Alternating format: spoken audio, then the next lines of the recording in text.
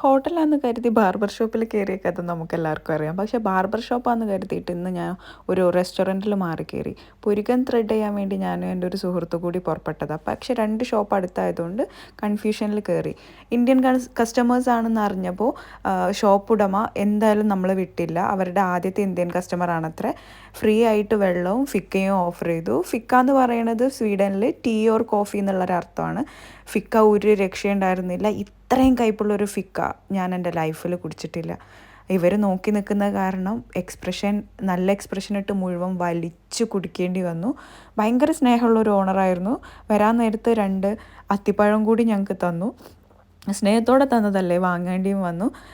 പുറത്തിറങ്ങി ബാർബർ ഷോപ്പിൽ പോയപ്പോൾ അവിടെ അതിലും വലിയ അവസ്ഥ. ഫസ്റ്റ് ടൈം ആയതുകൊണ്ട് ഐബ്രോ ത്രെഡിങ് ഫ്രീ ആണ്, അപ്പോയിൻമെൻറ്റ് എടുത്തോളൂ എന്ന് പറഞ്ഞു. ഇന്ന് ഭയങ്കര ലക്കി ഡേ ആയിരുന്നു.